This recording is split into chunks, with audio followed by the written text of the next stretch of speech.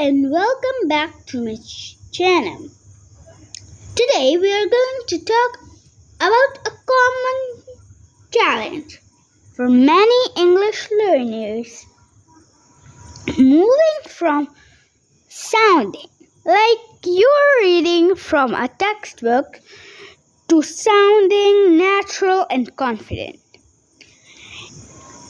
It's not just about what you say, but how you say it. Think about your negative language. You don't just use words. You use rhythm, tone, and shortcuts to express yourself.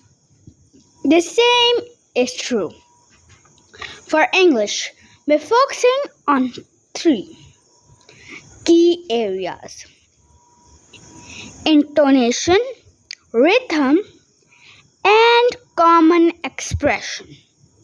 You can make a huge difference in how you sound first. Let's tackle intonation. This is the musicality of a language. The way your voice rises and falls. In English, we often use a rising tone. At the end of the question, "Are you coming?" This is different from the falling tone we use for a statement.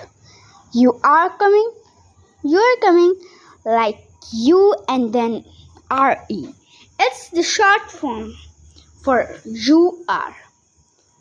So, the words are the same, but the tone changes. The entire meaning Pay close attention to this when you listen to native speakers. Next is rhythm. English is a stress-time language. This means we naturally stress the important words in a sentence and speed thought the less important ones. For example, instead of saying every word with the same impatience, like I am going to the store, we say I'm going to the store. The main information store gets this stress. This is what makes English sound so fluid. Practice stressing the most important word to make your speech flow more naturally. Finally, we have common expressions and filters. Textbook teach formal language, but in real life, we use everyday phrases and filler words. Instead of saying, I am not sure, you might hear, I'm not sure, or I don't know, to be honest.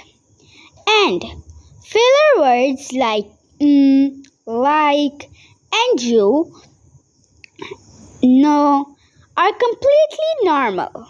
They give a moment to think and show that you are in the middle of the thought. So next time you speak English, don't just focus on the grammar. Listen for the music. Pay attention to the rhythm, the intonation, and the common phrases that native speakers use. With a little practice, your English won't just be correct.